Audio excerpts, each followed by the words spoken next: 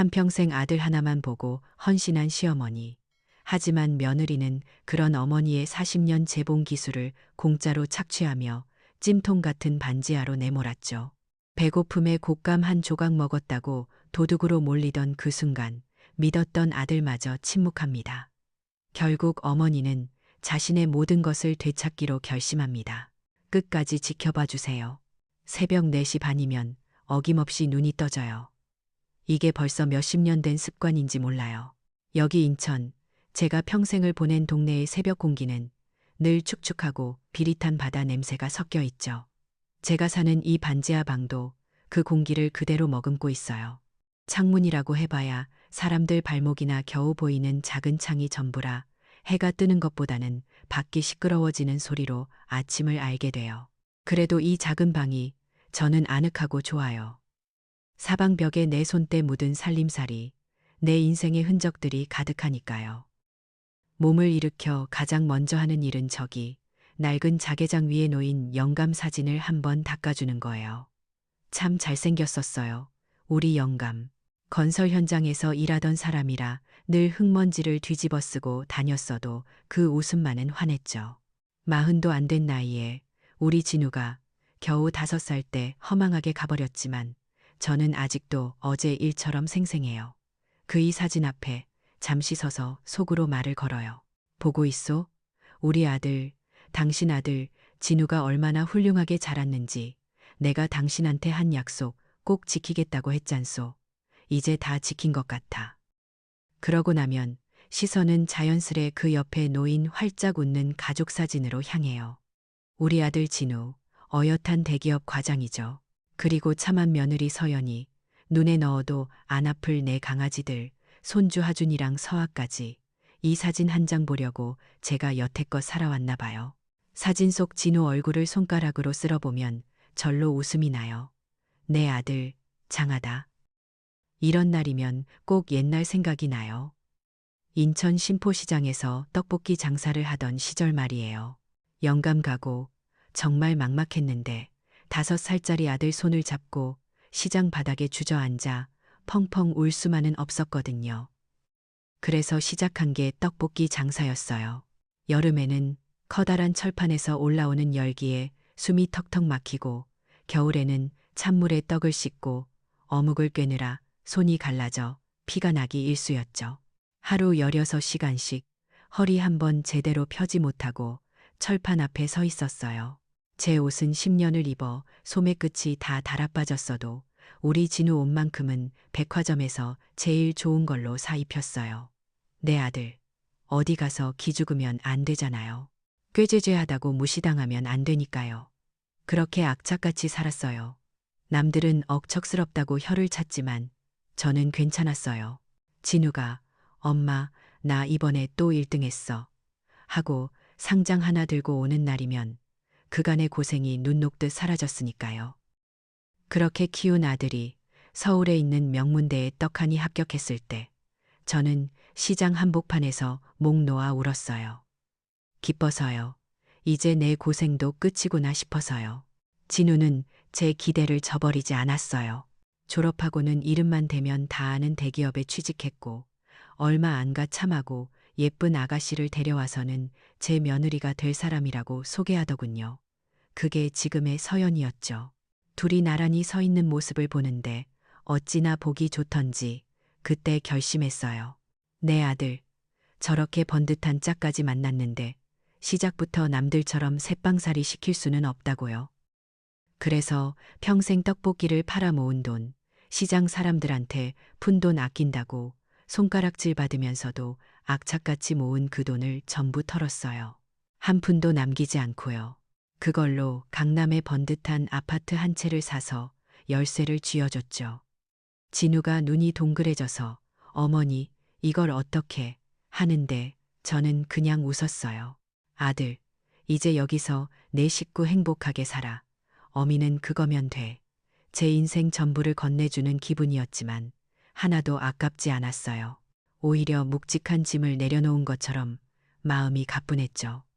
영감한테 한 약속, 아들만큼은 세상 누구보다 번듯하게 키우겠다는 그 약속을 지킨 것 같아서요. 그리고 얼마 뒤에 시장이 재개발되면서 보상금이 좀 나왔어요.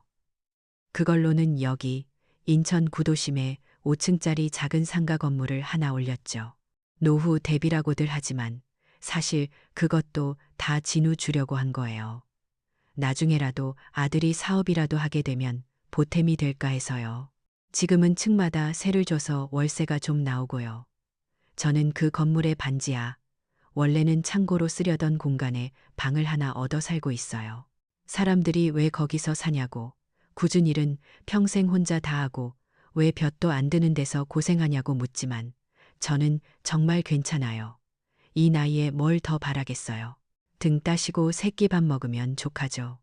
무엇보다 우리 진우가 저렇게 성공했잖아요. 부장 승진도 코앞이고 토끼 같은 자식 둘 낳고 강남 한복판에서 떵떵거리며 사는데 그럼 된 거죠. 제 희생이 헛되지 않았다는 증거니까요. 가끔 아들네 집에 가서 삐까번쩍한 거실 소파에 앉아 있으면 마치 내가 여왕이라도 된 것 같은 기분이 들어요. 이 모든 게 내 아들이 이룬 거고 그 시작은 바로 나였다는 생각에 가슴이 벅차오르죠. 그래, 진우만 잘 살면 그걸로 됐다. 저는 늘 그렇게 생각했어요. 한둔다. 정말이에요. 그렇게 마음을 다잡다가도 문득 울리는 전화벨 소리에 현실을 깨닫곤 해요. 오늘 오후에도 전화가 왔어요. 화면에 우리 아들이라고 뜨는 걸 보자마자 가슴이 철렁 내려앉으면서도 반가웠죠. 아들, 하고 받았는데 수화기 너머에서는 늘 듣던 피곤한 목소리가 들려왔어요. 어떻게 지내냐, 밥은 먹었냐는 안부 인사도 없이 한참을 머뭇거리더군요. 그러다 겨우 입을 떼는데 그 말이 참 어려웠나 봐요. 어머니, 저 다름이 아니라 혹시 그 뒷말을 듣지 않아도 알 수 있었어요. 또 돈이 필요한 거겠죠. 서울살이가 팍팍하다는 건 알아요. 애들 교육비에, 대출 이자에. 아들 목소리에 가득한 미안함과 자존심 상한 기색을 느끼니 제 마음이 더 아파왔어요. 저는 얼른 말을 끊고 괜찮다고 했어요. 걱정 마라, 아들. 엄마가 보내줄게. 필요한 만큼 말해. 아들은 고맙다는 말도 겨우 하고는 바쁘다며 전화를 끊었어요. 짧은 통화가 끝나고 찾아온 정적 속에서 저는 낡은 자개장 서랍을 열고 통장을 꺼내 들었어요. 겉표지가 손때로 반질반질해진 통장이었죠. 한 장, 한 장 넘기며 마지막 잔고를 확인하는데 저도 모르게 깊은 한숨이 터져 나왔어요. 상가 월세가 들어오기까지는 아직 한참 남았는데 통장 잔고는 바닥을 보이고 있었거든요. 가슴 한구석이 서늘해지는 기분이었어요. 불안감 같은 거였죠. 그래도 어쩌겠어요. 내 아들이 필요하다는데. 괜찮아. 내가 조금 아꼈으면 되지. 그렇게 스스로를 다독였지만 자꾸만 텅 비어가는 통장과 아들과의 통화 사이에 놓인 그 보이지 않는 거리감이 오늘따라 유난히 무겁게 느껴졌어요. 아들에게 돈을 붙이고 나니 통장 잔고는 횡했지만 이상하게 마음은 좀 놓였어요. 자식이 필요하다는데 부모가 돼서 그것 하나 못 해주면 쓰나 그런 생각이었죠. 며칠 뒤면 추석이잖아요. 오랜만에 아들네 식구들 볼 생각에 제 마음은 벌써부터 들뜨기 시작했어요. 며칠 전부터 장을 보고 재료를 다듬고 명절 음식 준비에 들어갔죠. 혼자 하는 게 고되긴 해도 우리 진우랑 손주들이 맛있게 먹을 생각을 하면 하나도 힘들지 않았어요. 저는 명절 음식에 유난히 공을 들이는 편이에요. 그게 돌아가신 영감에 대한 예의 같고 또 우리 집안의 뿌리를 지키는 일 같아서요. 나물 하나를 묻혀도 그냥 하는 법이 없어요. 도라지는 소금물에 바득바득 주물러 쓴맛을 빼고 고사리는 밤새 불렸다가 들기름에 달달 볶아야 제맛이 나죠. 동그랑땡도 돼지고기만 넣으면 퍽퍽하니까 두부 물기를 꼭 짜서 섞고 파, 마늘, 생강즙까지 넣어 반죽해야 해요. 그렇게 정성을 들여 하나하나 부쳐내면 기름 냄새가 온 집안에 진동을 해도 그게 바로 명절이구나 싶어 마음이 푸근해져요. 추석 전날에는 꼬박 밤을 새우다시피 했어요. 잡채에 들어갈 시금치 데치고 당근 곱게 채 썰고 버섯 볶고 손이 10개라도 모자랐죠. 그렇게 산더미처럼 음식을 해놓고 나니 허리는 끊어질 것 같았지만 냉장고에 차곡차곡 쌓인 음식통들을 보니 제 마음도 덩달아 부자가 된 것 같았어요. 내일이면 이걸 우리 강아지들이랑 아들이 배부르게 먹겠지. 그 생각 하나로 모든 피로가 싹 가시는 기분이었어요. 드디어 추석 당일 아침 일찍부터 일어나 마지막 준비를 했어요. 반지하 방이 좁아 상다리가 부러지게 차릴 순 없어도 있는 공간 없는 공간 다 끌어모아 정성껏 차린 음식을 늘어놓았죠. 오후가 되자 현관문 쪽에서 시끌벅적한 소리가 들렸어요. 드디어 아들네가 온 거예요. 저는 버선발로 뛰어나가 문을 열었어요. 그런데 제 눈에 가장 먼저 들어온 건 며느리 서연이가 양손에 들고 온 커다란 보냉 가방이었어요. 제사상에 올릴 과일이려나 생각했는데 서연이는 제게 눈인사만 건성으로 하고는 곧장 부엌으로 가더군요. 그리고는 보냉 가방에서 꾸역꾸역 음식들을 꺼내기 시작했어요. 플라스틱 통에 담긴 알록달록한 파스타, 커다란 스테이크 덩어리, 그리고 무슨 샐러드 같은 것들이었죠. 진우는 멋쩍은 듯 제 눈치를 살피며 쭈뼛거리고 있었고요. 제가 며칠 밤낮으로 준비한 음식들이 무색해지는 순간이었어요. 서연이는 제가 차려놓은 전이며 잡채는 거들떠보지도 않고 자기가 가져온 음식들을 식탁 한가운데에 떡하니 올려놓았어요. 그러고는 아주 상냥한 목소리로, 하지만 그 속에 날이 서 있는 게 분명히 느껴지는 말투로 말하더군요. 요즘 애들은 이런 기름진 명절 음식 잘 안 먹는다고. 자기 친정 어머니가 특별히 애들 입맛에 맞춰서 준비해 주신 거라고요. 그 말을 듣는 순간 심장이 쿵 하고 내려앉는 것 같았어요. 요즘 애들이라는 말 속에 저와 제 음식은 구시대의 유물이 되어버린 기분이었죠. 진우는 아내와 저 사이에서 어쩔 줄 몰라 하며 그저 서 있기만 했어요. 제가 괜찮다는 눈빛을 보내자 그제야 마지못해 자리에 앉더군요. 식사가 시작되었지만 분위기는 어색하기 짝이 없었어요. 손주들은 할머니가 해준 음식은 손도 안 대고 외할머니가 만들어줬다는 파스타만 포크로 휘휘 감아 먹었어요. 서연이는 그런 아이들을 보며 흐뭇하게 웃었고요. 제가 애써 권한 동그랑땡을 하준이가 한 입 베어 물려 하자 며느리는 질색을 하며 아이 손에서 그걸 빼앗았어요. 애들 입맛 버릇 나빠진다고 이런 거 먹지 말라고 하면서요. 제 면전에 대고 하는 그 말이 어찌나 아프던지 제가 평생을 바쳐 키운 아들이 먹고 자란 음식이 이제는 손주들 입맛 버리는 나쁜 음식이 되어버린 거예요. 저는 아무 말도 할 수 없었어요. 그저 웃는 낯으로 앉아 있었지만 속은 까맣게 타들어가는 것 같았죠. 그렇게 불편한 식사가 겨우 끝났나 싶었는데 더 속상한 일이 기다리고 있었어요. 거실에 둘러앉아 과일을 먹는데 손녀 서아가 칭얼거리기 시작했어요. 여기는 좁고 답답해서 재미없다고, 장난감도 많은 외할머니 집에 가고 싶다고요. 그 말을 들은 하준이도 맞장구를 쳤어요. 맞아. 할머니 집은 지하라서 깜깜하고 재미없어. 외할머니 집은 엄청 넓고 개임기도 있는데 아이들의 철없는 투정이 제 가슴에는 비수처럼 꽂혔어요.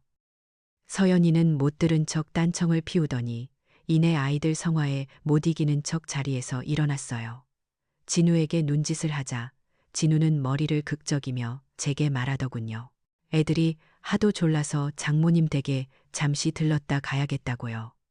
잠시라는 말이 얼마나 공허하게 들렸는지 몰라요. 그 길로 다시는 돌아오지 않을 거라는 걸 저는 이미 알고 있었거든요. 그렇게 아들네 식구는 온 지 2시간도 채 안 돼서 썰물처럼 빠져나갔어요. 텅 빈 반지하 방에는 저와 손도 대지 않아 온기가 그대로 남은 명절 음식들만 덩그러니 남았죠. 식탁 위에 놓인 파스타와 스테이크 그릇은 깨끗하게 비어 있는데 제가 밤새 만든 잡채와 저는 처음 내놓았던 모양 그대로였어요. 저는 한참을 그 앞에 망연자실하게 서 있었어요. 아들 얼굴이라도 실컷 보려고 그 고생을 했는데 정작 아들과는 눈도 제대로 맞추지 못한 것 같아요. 진우는 계속 아내와 아이들 눈치만 살폈으니까요.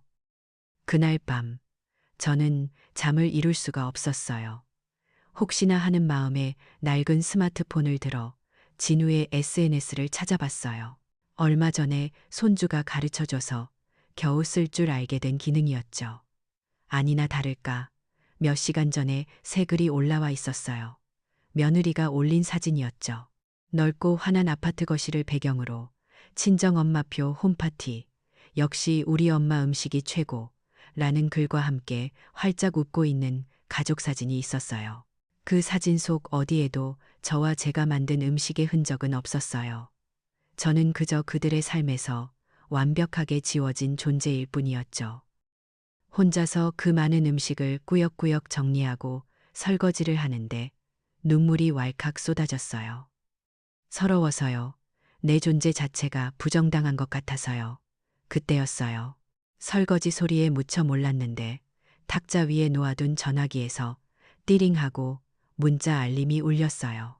늦은 시간에 누구일까 싶어 물 묻은 손을 앞치마에 닿고 확인해 보니 아들 진우였어요. 심장이 철렁 내려앉았죠.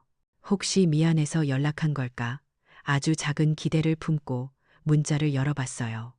하지만 거기에는 제 기대를 산산조각 내는 글자가 적혀 있었어요. 어머니, 죄송해요. 급한 일이 생겨서 그런데 500만 원만. 순간 눈앞이 캄캄해졌어요. 오늘 하루 종일 제가 겪었던 서름과 무시, 그리고 이 외로움, 그 모든 감정의 끝에 아들이 제게 원한 건 결국 또 돈이었던 거예요. 저는 한참 동안 그 문자 메시지를 끄지도 못하고 멍하니 바라봤어요. 그리고는 조용히 은행 앱을 열어 돈을 붙였어요. 미워서 원망스러워서 눈물이 났지만 그래도 내 아들이니까요. 자식이 급하다는데 어쩌겠어요. 송금을 완료했다는 알림을 확인하고 전화기를 내려놓은 뒤 저는 다시 싱크대 앞으로 돌아가 쌓여있는 그릇들을 닦기 시작했어요. 뜨거운 물에 손이 불어나는 줄도 모르고 그저 하염없이 눈물만 흘렸어요. 그날 밤 저는 깨달았어요. 아들에게 저는 더 이상 어머니가 아니라 그저 필요할 때 돈을 꺼내 쓸 수 있는 통장 같은 존재일지도 모른다는 것을요. 그 생각이 들자 뼛속까지 시려오는 기분이었어요. 그렇게 아들에게 돈을 붙이고 텅 빈 통장을 본 날, 저는 참 오래 울었어요. 눈물이 마를 때까지 울고 나니 이상하게 마음이 차분해지더군요. 그래, 이제 와서 뭘 어쩌겠나. 자식이기는 부모 없다는데 저렇게라도 제게 의지하는 걸 다행이라 여겨야지. 그렇게 스스로를 다독이며 다시 하루하루를 보냈어요. 추석이 지나고 한 달쯤 되었을까요? 며느리 서연이가 대뜸 회사를 그만뒀다고 하더군요. 그러면서 제 앞에 사업 계획서라며 서류 뭉치를 내밀었어요. 온라인으로 옷을 파는 쇼핑몰을 열겠다는 거였죠. 요즘 젊은 사람들 사이에서 유행하는 사업이라면서요. 저는 그런 건 잘 모르니 그저 고개만 끄덕이며 들었어요. 그런데 이야기의 끝이 조금 이상했어요. 이 건물 2층이 비어 있으니 거기를 사무실 겸 쇼룸으로 쓰면 안 되겠냐고 묻는 거였어요. 보증금도 월세도 없이요. 어차피 비워두는 공간인데 며느리가 좋은 일에 쓴다니 마다할 이유가 없었죠. 저는 흔쾌히 그러라고 했어요. 그게 시작이었어요. 서연이는 정말 무섭게 일을 추진하더군요. 며칠 만에 2층은 제가 알던 텅 빈 공간이 아니라 번쩍이는 조명과 마네킹이 즐비한 멋진 쇼룸으로 변했어요. 서연이는 제게 고맙다며 나중에 돈 많이 벌면 호강시켜주겠다고 했죠. 그러던 어느 날 서연이가 제 반지하 방을 정리하는 걸 도와주겠다며 내려왔어요. 그러다 창고 구석에 먼지를 뒤집어 쓰고 있던 제 낡은 재봉틀을 발견한 거예요. 제가 젊었을 때 진우 옷이며 기저귀까지 제 손으로 다 만들어 입혔던 손때 묻은 물건이었죠. 서연이는 눈을 반짝이며 재봉틀을 잘 쓸 줄 아시냐고 물었어요. 제가 평생 바느질로 먹고 살았던 사람인데 그걸 모를 리가 있나요? 제가 그렇다고 대답하자 며느리는 마치 숨겨진 보물이라도 찾은 사람처럼 기뻐했어요. 그날 이후 모든 것이 달라졌어요. 처음에는 정말 간단한 부탁이었어요. 옷에 붙은 실밥 좀 정리해달라. 단추가 헐렁한데 한 번만 꿰매달라. 그런 사소한 일들이었죠. 저는 기꺼이 도와줬어요. 며느리 사업이 잘 되는 일인데 이 정도쯤이야 싶었죠. 하지만 조금만 도와달라던 부탁은 어느새 당연한 일이 되었어요. 며느리는 제 반지하 방 한쪽에 아예 작업 공간을 만들었어요. 제 낡은 재봉틀 옆에 드르륵 소리를 내는 새 기계를 하나 더 들여놓고는 옷감을 산더미처럼 쌓아두기 시작했죠. 어머님, 이거 오늘까지 마감 좀 부탁드려요. 처음에는 부탁이었던 말이 나중에는 당연한 지시가 되었어요. 저는 아침 6시에 일어나 재봉틀 앞에 앉았고 밤 9시, 10시가 되어서야 허리를 펼 수 있었어요. 옷을 만들고 실밥을 정리하고 다림질을 하고 포장까지 하는 모든 일이 제 몫이 되었죠. 며느리는 제 40년 경력을 아주 유용하게 써먹었어요. 자기 쇼핑몰 상세 설명에는 40년 경력의 장인이 한 땀 한 땀 정성껏 마감한 프리미엄 의류라는 문구까지 넣었더군요. 그 장인이 월급 한 푼 못 받는 시어머니라는 사실은 쏙 빼놓고요. 여름이 오자 반지하 작업실은 그야말로 찜통이 되었어요. 창문 하나 없는 시멘트 공간은 한낮의 열기를 그대로 머금어 가만히 앉아만 있어도 등줄기에 땀이 흘렀죠. 숨이 턱턱 막히고 어지러워서 저는 며느리에게 용기를 내어 말했어요. 에어컨은 바라지도 않으니 작은 선풍기라도 하나 놓아달라고요. 그러자 며느리는 인상을 찌푸리며 말하더군요. 어른들은 찬바람 쐬면 관절염에 더 안 좋다고요. 제 건강을 걱정해주는 척하는 그 말이 얼마나 비수처럼 들렸는지 몰라요. 결국 저는 34도를 오르내리는 그 찜통 더위 속에서 온종일 재봉틀을 돌려야 했어요.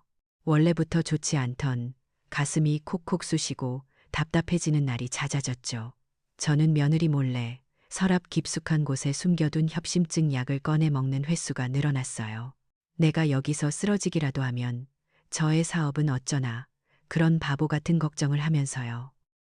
아들 진우도 이 모든 상황을 알고 있었어요. 가끔 며느리가 없을 때 혼자 저를 찾아오곤 했으니까요. 땀으로 흠뻑 젖은 제 등을 보며 아들은 혀를 찼어요. 어머니, 너무 무리하지 마세요. 서연이한테도 제가 얘기할게요. 그렇게 말하며 제 어깨를 주물러 줄 때면 저는 그래도 내 아들은 내 편이구나 싶어 울컥 눈물이 났죠. 하지만 그 감동은 늘 잠시뿐이었어요. 아들의 걱정은 항상 다른 말로 끝났거든요. 그런데 어머니, 죄송한데 혹시 300만 원만 빌려주실 수 있어요? 카드값이 좀 밀려서 서연이는 모르게 해주세요. 아들은 제 건강을 걱정하는 게 아니었어요. 그저 아내 몰래 돈을 빌릴 수 있는 유일한 창구가 필요했던 거죠. 저는 말없이 고개를 끄덕이며 얼마 남지 않은 돈을 또 아들 계좌로 붙여주었어요. 그날 이후 저는 더 이상 아들에게 아무런 기대도 하지 않게 되었어요. 그 애는 더 이상 제 아들이 아니라 며느리의 남편일 뿐이었으니까요. 제 하루는 점점 더 비참해졌어요. 서연이는 사업이 바쁘다는 핑계로 제 식사를 챙겨주지 않는 날이 많았어요. 아침에 내려올 때 커피 한 잔 타다 주는 게 전부였죠. 점심때가 한참 지나 배가 고파 2층에 올라가 보면 며느리는 직원들과 배달 음식을 시켜 먹고 있더군요. 저를 발견하고는 어머님 식사를 깜빡했네. 이거라도 드세요. 하며 자기가 먹다 남긴 빵 한 조각이나 김밥 봉지를 건네주곤 했어요. 저는 그걸 받아들고 다시 캄캄한 지하로 내려와 꾸역꾸역 목으로 넘겼어요. 그러면서도 며느리의 SNS를 훔쳐보곤 했죠. 그러면서도 그걸 만한 감스S를 훔쳐보곤 했죠. 그러면서도 감스의 사만지, 감스의 산버고의 감스의 사만지, 그러면서도 거기에는 성공한 여성 CEO의 하루라는 제목으로 고급 레스토랑에서 우아하게 식사하는 며느리의 사진이 올라와 있었어요. 그 사진을 보고 있으면 제 손에 들린 빵 조각이 모래알처럼 껄끄럽게 느껴졌어요. 하루는 가슴이 너무 답답하고 아파서 도저히 재봉틀 앞에 앉아 있을 수가 없었어요. 잠시 쉬려고 자리에 누웠는데 2층에서 며느리가 저를 부르는 소리가 들렸어요. 어머님, 이거 오늘까지 다 해야 하는 건데 아직 주무시면 어떡해요. 저는 아픈 가슴을 부여잡고 자리에서 일어났어요. 그리곤 아무도 모르게 다시 서랍 속 약통을 열어 약 2알을 삼켰어요. 약 기운이 돌 때까지 잠시 벽에 기대앉아 있는데 문득 이런 생각이 들더군요. 나는 지금 여기서 무얼 하고 있는 걸까? 평생을 바쳐 아들을 키웠고 그 아들의 가정을 위해 내 모든 걸 내어주었는데 그 순간 제 인생이 송두리째 잘못되었다는 것을 어렴풋이 깨닫기 시작했어요. 하지만 거기서 빠져나올 방법은 그때까지도 알지 못했죠. 그날도 저는 여느 때처럼 어두컴컴한 반지하 작업실에서 재봉틀을 돌리고 있었어요. 며느리는 아침 일찍 중요한 약속이 있다며 핑하고 나가버렸죠. 제게 밥은 먹었냐는 말 한마디 없이요. 아침부터 굶고 일했더니 정오가 지나자 어지럽고 손이 떨리기 시작하더군요. 이대로는 쓰러지겠다 싶어 저는 잠시 일손을 놓고 2층으로 올라갔어요. 뭐라도 좀 먹어야 했으니까요. 부엌으로 들어서니 식탁 위에 고급스러운 나무 상자가 하나 놓여 있었어요. 뚜껑을 열어보니 빛깔 좋게 잘 마른 곶감이 가지런히 담겨 있더군요. 아마 며느리가 거래처에 선물하려고 사다 놓은 모양이었어요. 너무 배가 고파서 저는 저도 모르게 손을 뻗어 그중 하나를 집어 들었어요. 딱 한 개만, 정말 딱 한 개만 먹고 다시 내려가서 일할 생각이었죠. 곶감의 달큼한 맛이 입안에 채 가시기도 전에 현관문이 열리며 며느리가 들어왔어요. 그리고는 식탁 위에 열린 상자를 보고는 얼굴이 새하얗게 질리더군요. 며느리는 곧장 제게 다가와 소리를 질렀어요. 이게 얼마나 중요한 손님께 드릴 비싼 선물인데 그걸 허락도 없이 먹었냐며 저를 도둑 취급을 하더군요. 저는 너무 당황해서 아무 말도 할 수 없었어요. 그저 배가 고파서 그랬다고 미안하다고만 중얼거렸죠. 바로 그때였어요.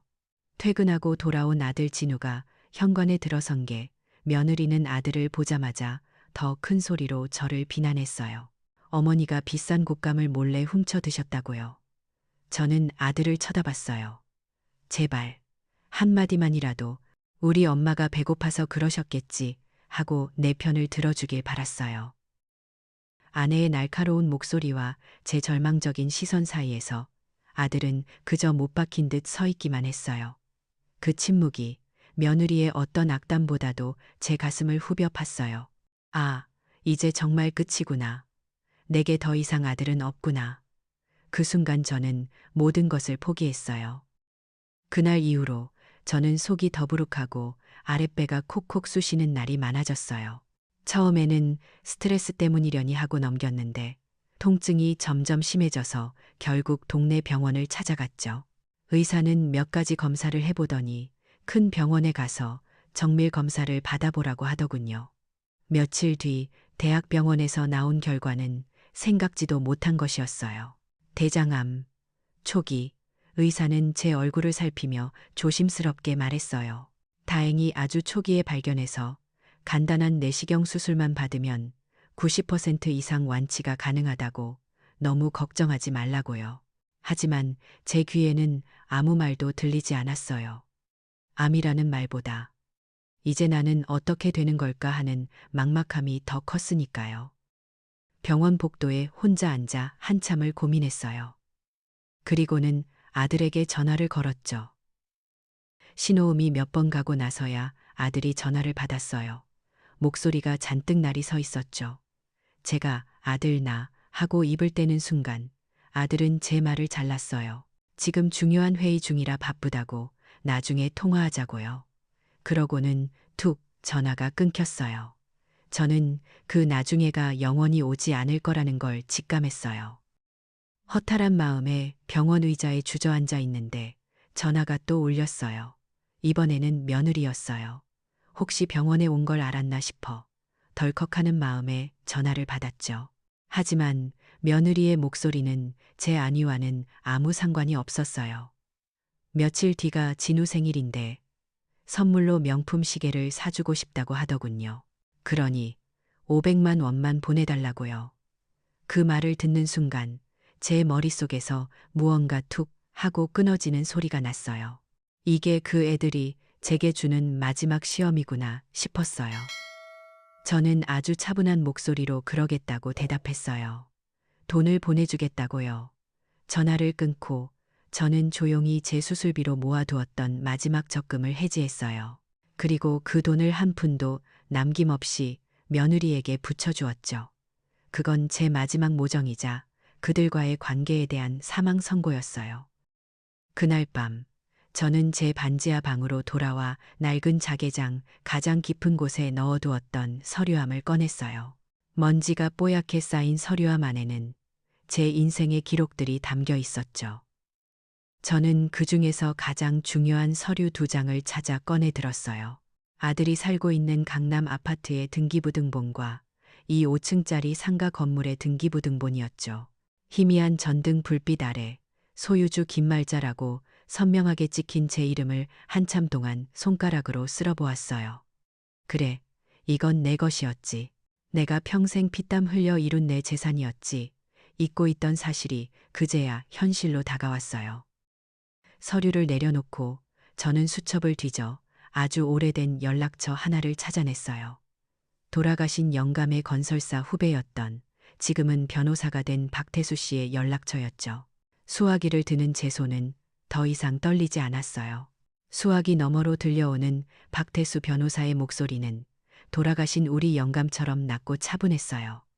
수십 년 만에 처음 하는 통화였지만 조금도 어색하지 않았죠.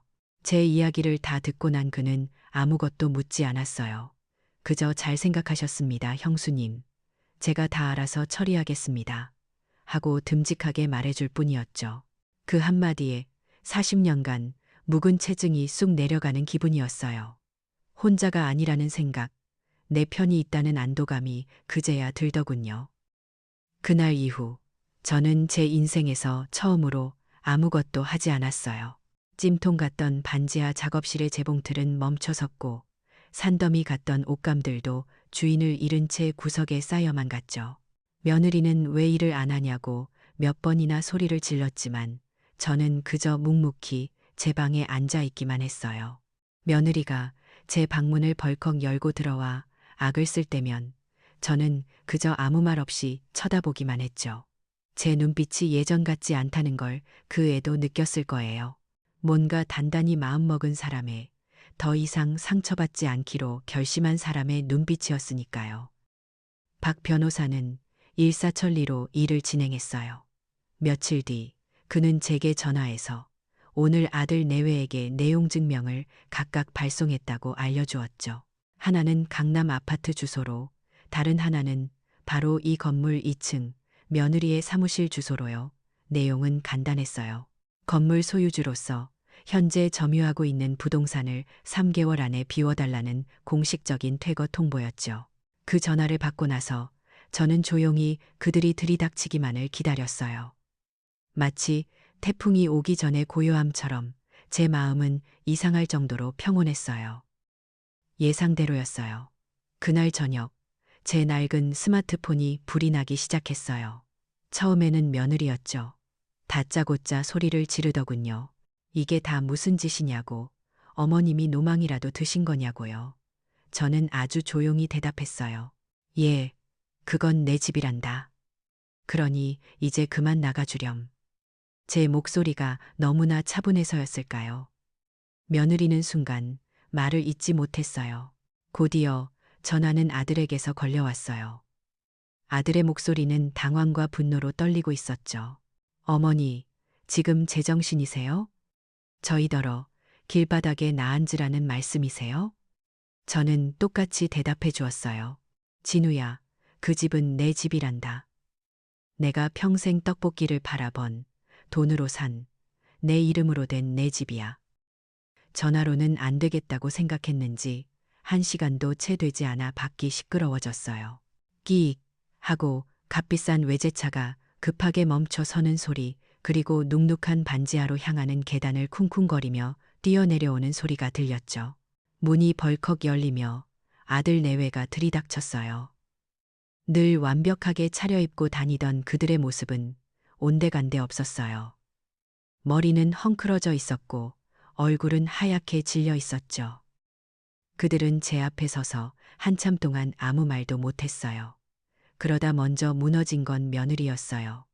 하늘 같던 자존심을 다 버리고 제 앞에 털썩 무릎을 꿇더군요. 어머님, 제가 잘못했어요. 제가 다 잘못했어요. 제발 이것만은 거두어 주세요. 며느리가 울며 애원하자 망설이던 아들 진우도 그 옆에 따라 무릎을 꿇었어요. 제 아들이, 제가 세상 전부를 바쳐 키운 아들이 지금 제 발치 아래에 무릎을 꿇고 있었어요. 어머니, 죄송해요. 저희가 정말 죽을 죄를 지었어요. 다시는 안 그럴게요.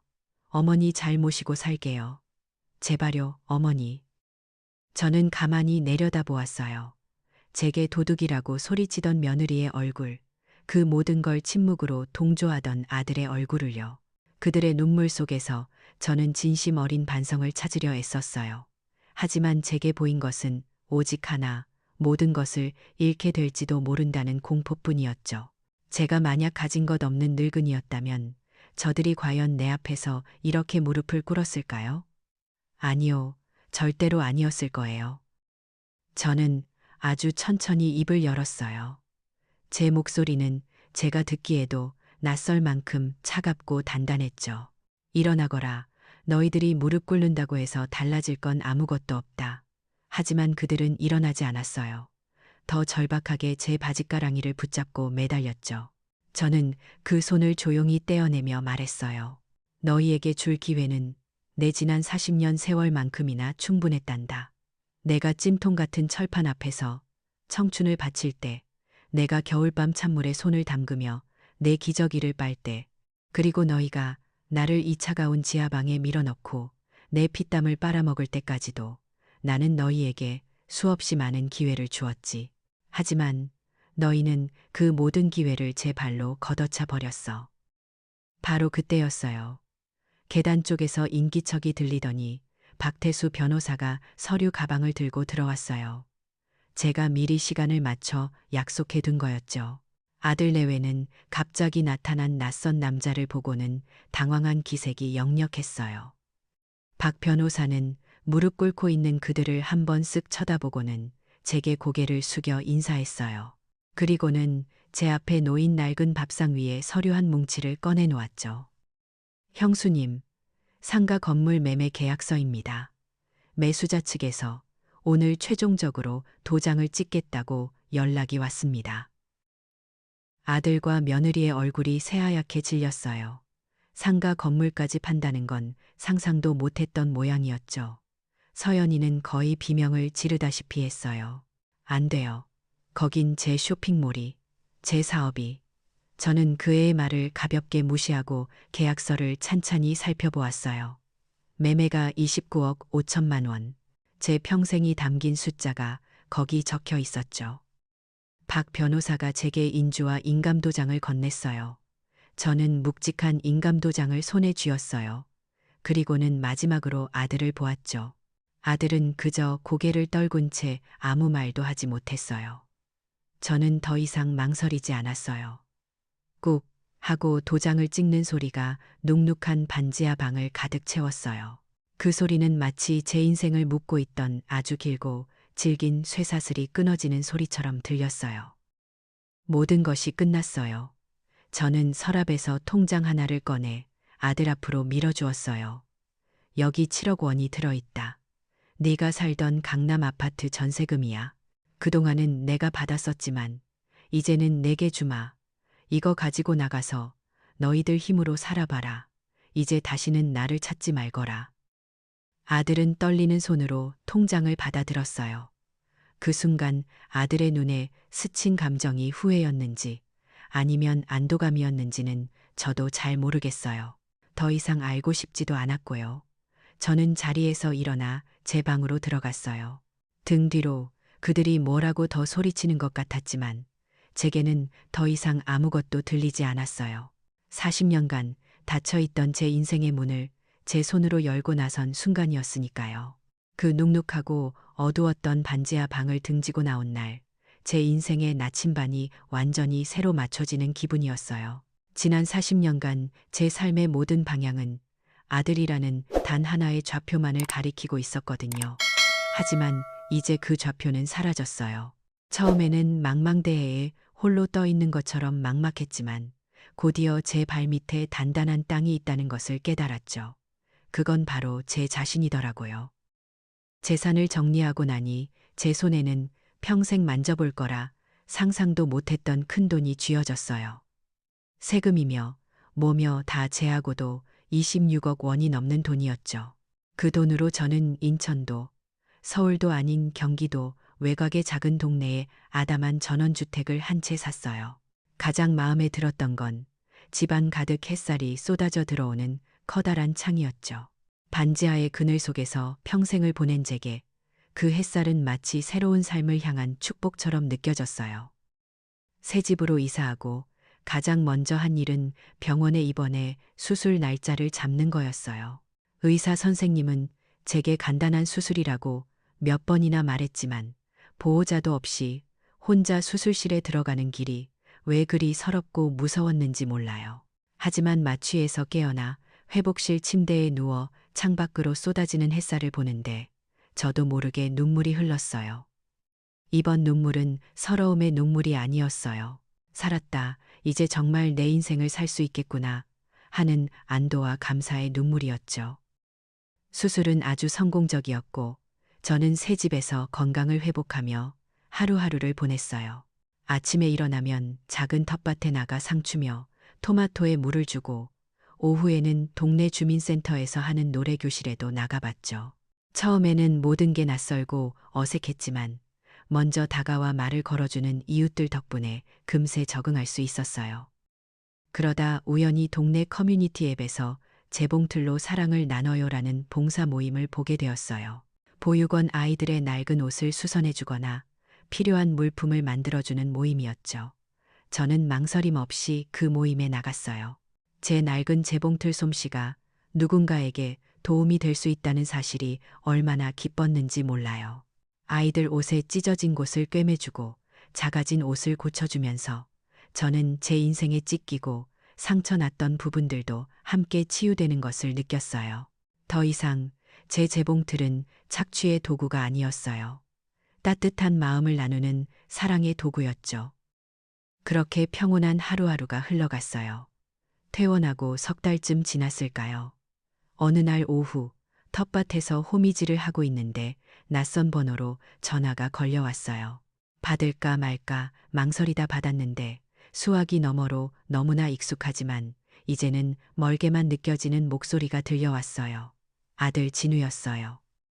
아들은 한참 동안 아무 말도 못하고 끄끄거리기만 했어요. 그리고는 겨우 목이 맨 목소리로 말했죠. 어머니, 보고 싶어요. 그 한마디에 제 심장이 쿵 하고 내려앉았어요. 하지만 저는 더 이상 예전의 김말자가 아니었어요. 저는 아주 잠시 침묵하다가 단호하지만 떨림 없는 목소리로 대답했어요. 끊는다. 그리고는 미련 없이 통화 종료 버튼을 눌렀죠. 전화를 끊고 나서도 저는 한참 동안 그 자리에 서 있었어요. 마음 한구석이 아려왔지만 후회는 없었어요. 그건 제 자신을 지키기 위한 마지막 선이었으니까요. 그 일이 있고 일주일쯤 지났을까요? 초인종 소리가 울려나가 보니 택배 기사님이 커다란 상자 하나를 건네주고 갔어요.